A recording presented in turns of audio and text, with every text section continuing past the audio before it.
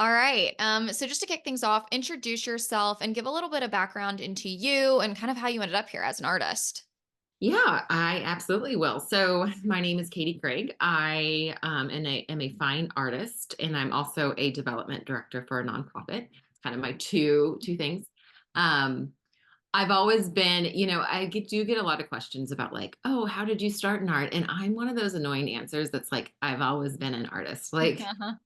from a young age, I was like illustrating things, and I loved art classes, and I was just really lucky and thankful to have parents who supported that. And also along the way, like great teachers. I remember the name of my like art teacher from elementary school. And I'm still friends with my high school art teacher. It's way fun. I love Um, that. and so that was always just something that was fostered by the people around me. And I ended up going to school for fine art. So I went to Pepperdine and got a fine art degree with a marketing minor. So I kind of was like, what am I going to do? And then it ended up serving me really well because I create artwork and then market it and sell it. So, 18-year-old Katie had some clue somewhere in there about what she was doing. So um, once I graduated school from from college, I was kind of like, I don't know if I can do this art thing, and I need to get a real job. I think that probably goes through a lot of people's heads. And got a connection at an architecture firm to do some marketing work, which I had my minor in. So I did that for a while, and then started on the side going, oh, I need to scratch that itch. Like, I'm definitely an artist. I need to create. So I kind of slowly did that. And as I grew my family, I had kids, so I started staying at home. I was like, oh, I can make this a full-time thing. And did. So I was doing that for a few years until I wanted to add something else back into my life. As my kids are kind of in school now, I'm having different chunks of time. So along the way, I've been of kind of my art career, I've been really lucky to have just met amazing artists, have different kinds of artists, say my name in rooms that, I wasn't in. Um, and I think it's so wonderful to experience this art community like through for however long I've been doing it. Oh my gosh, almost 10 years. Yeah, it's been about 10 years probably. I was officially Yeah, that's awesome. artist. So yeah, a little bit about me. I'm sure I kind of glossed over stuff, but ask We'll more we'll dive into it questions. more. One thing I'm curious about is since you are someone that did go to art school, how did you think about the work you wanted to create? Were you developing kind of a style, so to speak, or a process in school that you're seeing now, or did you kind of figure that out along the way? How did you find your artistic voice and when did it start to kind of come alive? Certainly. I mean, I think for many artists, they'll notice their like style, quote unquote, change. But as you, I think, mature in your artwork, you realize you start to recognize themes. And something that I play with a lot is repetition. And I see that throughout all of my work. Like, no matter how my styles have shifted in my like college work, I had these repetition, a sculpture of repetition of like copper circles that were soldered together to create this like really undulating sculpture. And now I mean, I'm kind of more in stripes now. I see a lot of repetition in that and Mhm. playing with variation and frequency of those and widths. So it's really fun that feels like that's kind of my common thread. And I've been able to, um, I don't know, like develop it in different ways. I think I now have the maturity and artistic freedom to go, oh, I want to see what this looks like, and then branch off and do that without any um, worry that people are going to be like, oh, she's doing something completely different. That's not her style. And I'm like, I know where I'm creating from. So yeah, kind How long of, do you think it took you to have that security in what you are creating? Because that's hard to develop. yeah, yeah, no, it is. And I think it just takes time because it's very easy to get inundated by work everywhere. Mhm. There's visual input anywhere and everywhere you want to look. Um, so, you know, probably just would say 5 to 6 years into like maybe my art career, I was really just starting to focus on playing in my work, um, exploring with new mediums, with new, I don't know, brushes, and then also going and seeing work in person. I think there's a huge difference between exposing yourself to artwork in person and sitting with it rather than scrolling on Instagram or seeing stuff. Mhm. It's very easy to just let that come in and out and not be really inspiring in your own practice, but seeing work in person really helps to inform your own work in little tiny bits and pieces. So, Yeah, I completely agree with that. It's interesting. I think when I was in school, because I also studied art in school, you're mhm, surrounded by the other art students and just creativity in general. And so I think there's all these like textures and colors and things that can, unintentionally influence your work. Whereas now I feel like, yes, there's all these influences and, inspiration on social media, but it's almost so much and so fast, it's fleeting. uh-huh. Whereas I feel like I could go and, I don't know, 10 years ago, I could just go and sit in front of one painting Mhm. in a museum or a gallery or school and just stare at it and be like, wow, I really liked this one corner. I'm going to pull in this color into, something I'm doing that's totally different. And I don't think I have that. I couldn't just sit and stare at one painting on my phone for an hour. No, it absolutely doesn't translate, and there's something just so captivating about, um, seeing work in person and depth and texture and perspective, and yeah, it completely doesn't even touch what we see on our phones and computers. Well, with that in mind, and you do have a marketing background, how are you exposing your art to the world? I mean, I'm sure you utilize social media, but how else are you kind of getting the word out there about your work? Um, you know, I I say yes a lot if it's something that I think is a good connection. And as you kind of grow your art career, you will get those opportunities, and sometimes they don't always pan out, but sometimes they do. And also, I'm not afraid on like the flip side, I'm not really afraid to hear no.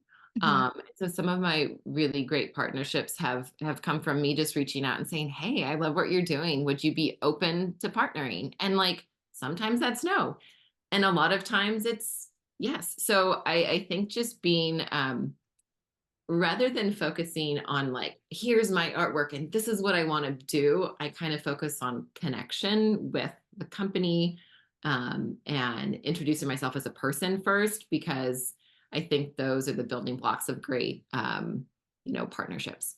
I completely agree. And I think, if you really believe in the artwork and you have a great partnership, the work will speak for itself and you'll find the right partnerships, you'll find the right customers, all that stuff. But I do think having a great relationship with whether it be with a gallery or another business or another artist who can just, shout you out, all of that is going to lead. It's because it's word of mouth at the end of the day. Like it kind of all is circling back to how can you get people talking about you, and they talk about you if they like you or they resonate with you or they have a relationship with you. Exactly. It's like I think from the flip side, I'm like, if I met an artist who is a total, not nice person, I probably would be like, oh, that's nice art, but I'm not, that's not something I want to be associated with. So I kind of have to, not that I would ever be a mean person, but I think that's just always foremost in front in my mind that, um, who we are in human connection is kind of the leader of, um, kind of our business. Yeah. Can you break down kind of the percentages of like how much are you selling through like a gallery or a business or a shop versus selling on your own versus like through Mm. email, social media, like all your different channels? Right now I'm a little slow just because, the good thing about being an artist is however much you're working on it is how much is going out. Right. Uh, I would say I am probably about 70% galleries and stores. And when I do have the work available on my site or push a release on my site, it's probably about 30%. Mhm. I mean, I do on occasion see a correlation between something I posted on Instagram and that coming through as a sale, but not very often. It's more likely that my building my email list is fruitful. So I'm kind of lumping my website sales also into that, like Right. marketing for my email list. Yeah. Yeah, and I think that makes sense. I feel like I see the same thing, and I try to reiterate this to artists a lot, that social media is great to build an audience and to be social, but Mhm. it doesn't really lead to sales necessarily in the long run. I mean, maybe when you're first starting and that's what you have, but Yep. once you really build a list, you'll see that's what's going to garner more success. Yep. How are you getting people on that list? Just super practical advice. No, certainly. So anyone historically who has made a sale, but I have also or purchased, sorry, um, I've like when I am like promoting work that am creating, um, probably a couple times leading up to that work, I say, like this is going to be for my email list. First and foremost, you're going to get early access. So really kind of driving that, and that's probably the main way that I've received signups for that email list. And I also have a pop up on my website. So anytime you go to my website, you can plug that in there. So I think just the culmination of those couple of things has grown my list to where I feel pretty good about the number. I know it could be better, but um yeah. Yeah, it's like the steady trickle of all of those has led it to where it is. Yeah, I always say I'm like email is a slower growth or can be slow growth compared to some other channels, but it's consistent and it actually leads to something versus I'd rather have, 100 email subscribers than 100,000 Instagram people that don't care. Because they Right. They're just generally, I have a lot of them that don't care. they're just going to be, you think of how you consume social media, and we're just scrolling by like it. And so that's what's, it's hard to understand that that's what's going to be happening to the stuff you put out there, but that's kind of the point. Exactly. How are you organizing your schedule to manage, obviously, like personal life, all the things you have going on, but also the business side, managing these relationships, creating artwork, social media, like all these different things you could focus on? How are you trying to set up your days or weeks or months, however you kind of think about it? Um, unfortunately, I'm not a very organized person. So sometimes it just comes down to inspiration. Like if I am like, oh, I really am wanting to start painting work, I have to kind of like work backwards from it, which isn't Mhm. the most productive way. But in general, I try right now, I'm probably getting a few hours in the studio a week. Um, and that's just kind of my season of life. There are other seasons where I'm painting like a couple hours a day, every day. And it really just ebbs and flows. I mean, last year I painted a ton. And I was basically just like constantly Mhm. working, marketing or communicating or shipping artwork. And that does get really exhausting. You have to kind of be the engine for yourself when you're a fine artist, like unless you Right. have copious amounts of support or like an intern or something, it's like, hey, this is like a one person show. Yeah. So I wish I had a better answer. It's just really, I kind of fly by the seat of my pants, like true artist style. I'm just like, let's see what happens today. I need to get like these 5 things done, pick up the kids, yeah. Well, Maybe I think someday that's in my life I'll have a better organization system. no, but I think that's really relatable and real. And I feel like it is nice. That's why being an artist is really nice, is because you can set up your schedule in periods where I think you said, I don't know if it was a year ago, but like in the past when you just are like roaring forward with so much going on. Have you ever experienced burnout? Or if you haven't, is there ways you're kind of, I don't know, monitoring your mindset or monitoring your approach to your work to allow you to stay engaged versus like overly exhausted? Yes, absolutely. I have definitely experienced burnout. Usually after big releases, I get stuff out the door. Not that I'm drained of inspiration, but that I'm like, Mhm. "Ooh, we need to take a breather." And a way that I stay engaged is instead of uh, pressuring myself to get back in the studio or do this, or I need to be doing this. I say, okay, like every weekend, I'm going to go and do something like go to a gallery, go to an artist talk, do something at like the sculpture garden, and just kind of dip my toe back into the art world, knowing that more inspiration will come and that I like it's just kind of a very, like I said before, ebb and flow. Mhm. So I kind of have to pay attention and not pressure myself too much, because I've done it before where I'm like, okay, once I get done with this, I need to go work on this series and work on this. And sometimes I don't always have the time, to have those downtimes. And I have to, but other times I've realized, okay, I definitely have to allow myself those times to soak stuff in rather than just put out. Well, exactly. And I think it's hard. I've talked about this to a lot of artists is that still counts as like working time. And I think a lot of artists, when you go full time, feel like you have to like, I don't know, work certain amounts, or like when you get done with something, like let's say it's a launch, you're like, okay, well now I just need to jump into the next thing to make this, worthy, or so I can make enough money, or whatever the mindset is. But it's like you can still, if you do, or you're the type of person that feels like you need to be doing something, things like that are still valid, and they Yeah. allow you to re-enter creativity in a way that's not exhausting and forced Yep. versus trying to jump immediately back into like a new collection or something. Absolutely. And like I get a lot of inspiration from not inspiration, that's not the right word. I love reading and I love Mhm. titles and I love poetry. And so a lot of times I will have this running list of titles that I have in my phone. So anytime I find like a beautiful set of words, I will write like, and then I'll go over that list and I'm like, ooh, I want to paint that feeling. I want Yeah. this. So I think, artistry comes in many different ways, and however you're really diving into that is, yeah, you're right, still work.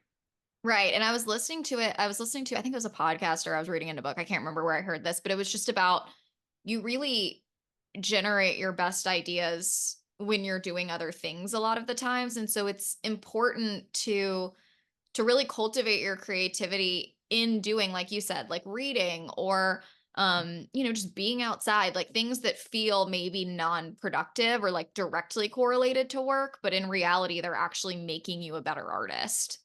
Absolutely. And at the end of the day, artists create and paint from experience and from life. And so, Mhm. that really dictates what comes out in good work. It's relatively easy to just like churn out art, art, art. But like good work has to like really develop and really be from that good life experience. Definitely. Well, thinking about your experience, I think you said you've done 10 years as an artist, but you've been an artist forever. What have been some challenges in actually building up the business and maintaining your just mindset, creativity, really any challenge you've been facing?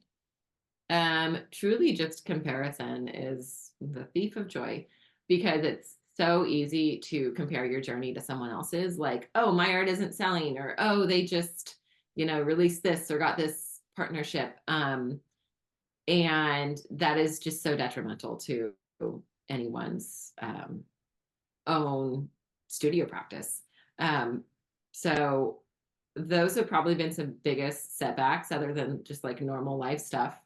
Um, and I think just like over time, once I had those setbacks, I started realizing that like really building up an artistic community, or art community of like-minded artists who were also very just like uplifting and encouraging, and ooh, I love that, or oh my gosh, like I saw this and thought of you.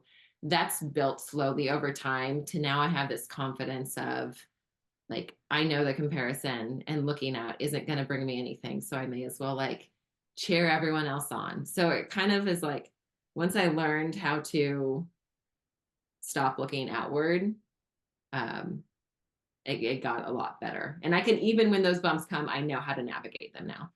That makes sense. How did you work to cultivate a community? Because I think it's kind of difficult a lot of the times when you start off by yourself. Very much so. I think I think one of my like mini superpowers is connecting with people, and I don't really know how and why. But it's just something that happens really naturally for me. And so, and like think I got connected to a couple artists in Dallas. There was maybe 3 of us, and we were like, "Oh, we should create a group." Mhm. So we did that, and we met for like maybe a couple times over 1 year, and then everything kind of dispersed. But I continued growing friends and partnerships, and I'm still baffled about how I do it. I'm not so sure. I just Mhm. put myself out there and be like, "Hey, want to be friends?" Sometimes people are like, "No," but Mhm. a lot of times it works, and I found just the most amazing people from putting myself out there, and more importantly, just being myself and being like, "Well, this is it." Yeah, and I think that's encouraging. Also, I feel like I have kind of the same personality, but it took me a while to realize that, I think. Yeah. And then I also realized most people, at least in the artist world, because we do this by ourselves, we're kind of craving Oh, someone to do that, like someone to be like, "Hey, like, we want to talk about art," or however that you kind of intro it. And so I feel like generally people respond well. And so it's nice that maybe you're that person like me. I'm like, I just put myself out there if other people don't and see what happens. I know. And I've just been one of my dearest friends and neighbor. She's an artist as well. And we met a couple years ago, realized we lived like 5 houses from each other, had the same age kids. She grew up an artist, like went to school. And so now like we just go back and forth, and she's just like a true artist soul. And it's so wonderful to have her there. She'll be like, "Go outside, look at the trees. They're really pretty today." Or look Uh-huh. at the clouds. And I'm like, "You get it." So it's really fun to foster those connections and lean into them, because it pays back tenfold when you just know you have this community of artists cheering you on with, you know, nothing tied to it. There's no one's, trying to push down anyone else. We're all just cheering on each other. Yeah, and I feel like that's the part of being an artist and having an artist mind that isn't showcased as much outwardly. Like on social media, it's not like you see artists being like, "Go outside, look at the trees." It's usually just pushing like my art, my inspiration, me selling, my galleries, so we're seeing kind of the corporate side, I would say, of like artists, like the Yeah. sales side. And I feel like as someone who studied art in school and you did too, it's like I know what like artist brains are like. And it's like that. Like I sometimes when I just need to have an kind of that kind of talk. I call my friend from school. She's one of my best friends. And she's like, yeah, like she'll get so deep about like, the sticks outside of her window. And she's in New York now, but she was in Austin. And it's like sometimes you just need that. You just need someone that like reminds you to go outside and like look at the dirt and see the colors in the dirt. Seriously. Yeah, yeah. It is Like very, I'm being silly, very. but really. No, really, like my neighbor friend, she's like, "Hey, I see like rain is coming. Like, let's send the kids outside. I'll meet you outside with umbrellas." And we just go outside and play in the rain, and like, we build dams out of sticks. And it's just like all these little tactile life experiences and joy and all these little things that is like just so wonderful. Yeah, Yeah. Well, and you're passing that along to your kids too, which I think is, important now more than ever too. absolutely. Yeah. Well, it's all so great. Can you talk a little bit about just some successful moments you've had in this period of growing your business? What have been some accomplishments that you've just felt like really made an impact for you? That's a great question. I feel like I have a partnership with a store in Dallas that I'm really proud of. They're called Scout Design Studio, and they're wonderful people. They source artwork from artists all over the world. And I mean, they happen to be in Dallas. So I reached out to them, and they were like, Mhm. "Okay." Um, and so that's been a really big, wonderful thing in my career, is having their support. My art's hanging in their showroom. And that is one of those things that just came out of me being like, "Hey, nice to meet you. Do you like my artwork?" And like, "Yeah, come on by." So, and it just happened that they were all super friendly too. And it worked out. So I don't, I can't say that there's any method to that success other than being open and kind in yourself. Um, but that's been a pretty huge one. And all my other gallery, Liz Legit, as well, um, was kind of a similar situation, and they're amazing to work with. This great group of women, and I mean, they're equally as wonderful. And that was also just kind of not like a cold call, but like submit and see what happens. And Yeah. um, I think just releasing. all of the self-doubt you have and just being like, why not? Like that's where some of my biggest things and successes have come from because why not? Yeah, I love that. And I talked to Liz not that long ago on the podcast and then have since talked to a lot of other artists that have worked with her, and everyone has such great things to say and she seems wonderful. Okay. But it totally relates to what you were saying about like having a community of artists that build each other up. I feel like she in her gallery has cultivated that. Like just from at least my conversations and snippets of the people I've met, I'm like, wow, all of these artists are so honestly like so cool, but also so supportive. I'm like, she's done something really special. She truly has. I was at a art opening like last month in Dallas at a gallery, and the one of the artists in the show, her name is Molly Wood. Hmm. Uh, I Her work is beautiful. She has this like photography that is of floral work.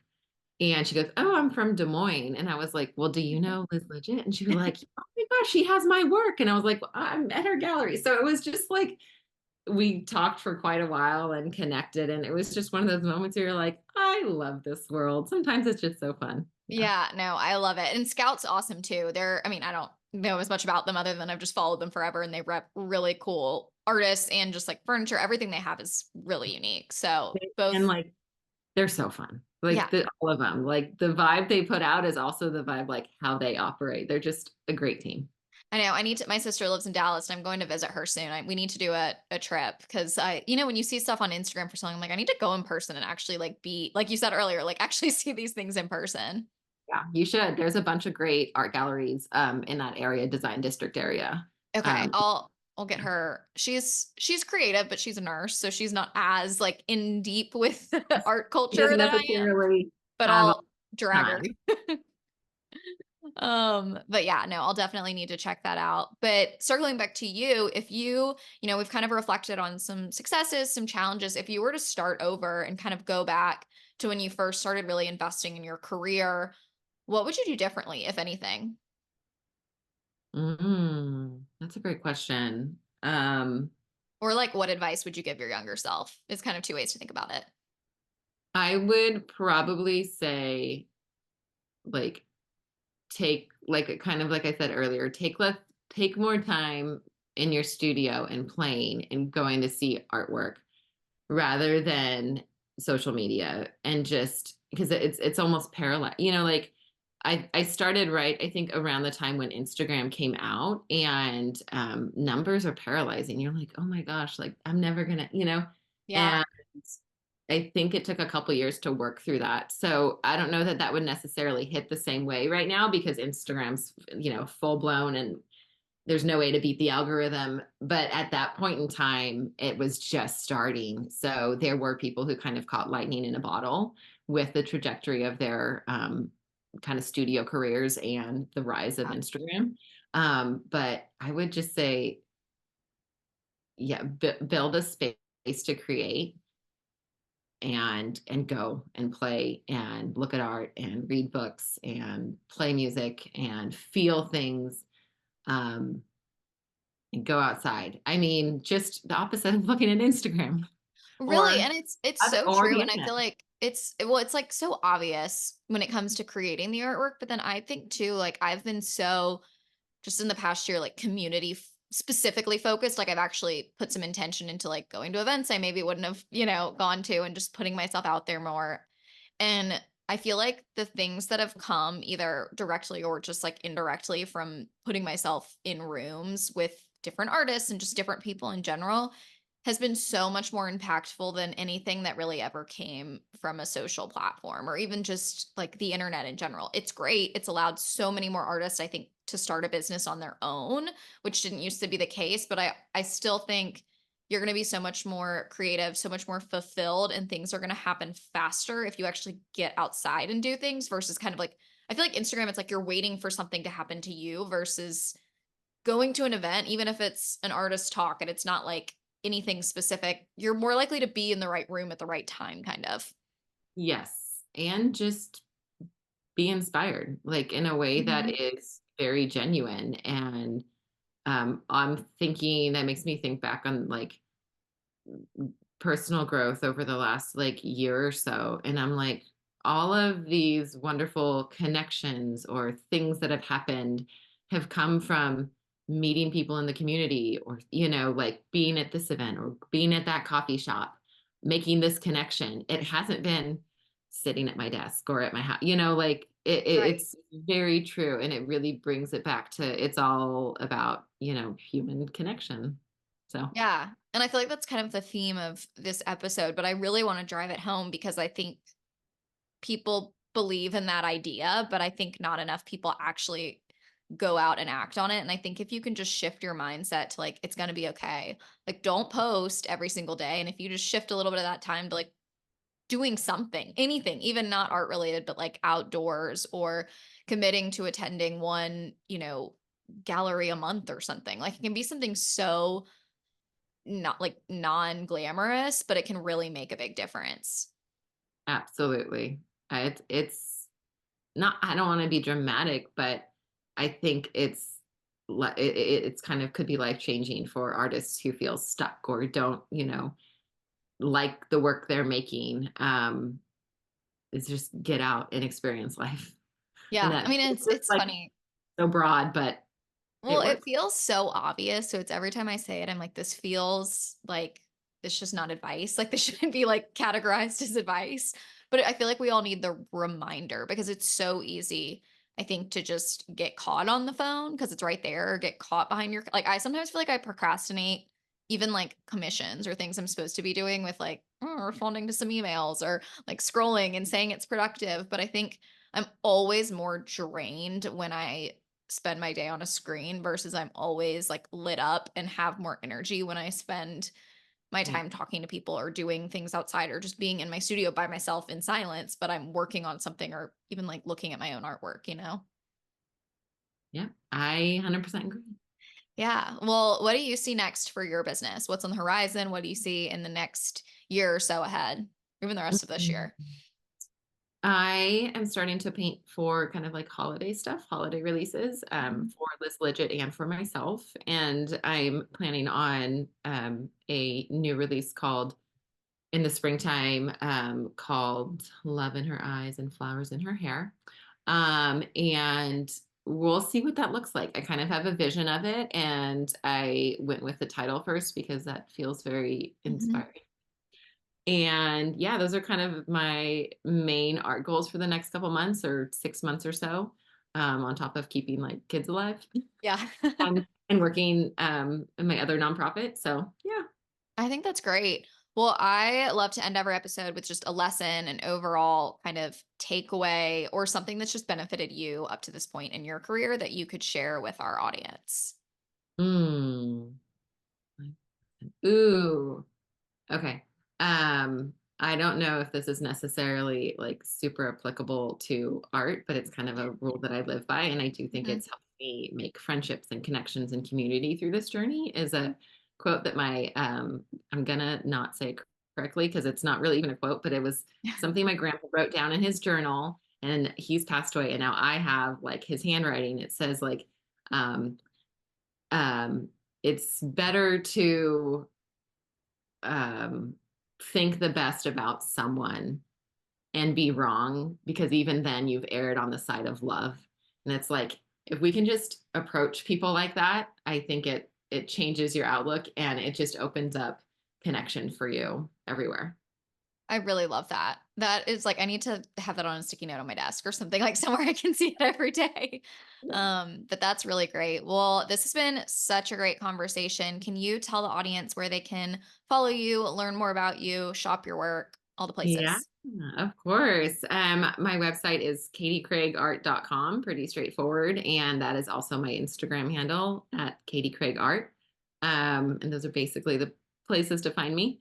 Um, oh well, and at Liz Legit Gallery and Scout Design Studio are my two main places. I've also been doing some collaborations, which is super fun. I Fun. remember I said like no, don't say no, just not don't say no, but some really just cool like follows and things have come from collaborations over the years. So yeah. Awesome. Well, thank you so much for your time today. This has been really fun. I've loved getting to know you. I've loved your work for forever. So this was a really Okay, fun conversation to have. wonderful. I've appreciated it and it's been great. I had a great time. And even though I kind of ramble and loop everything in with life, but that's what the artist experience is. That's what it is. That's what this is for. So this was really great.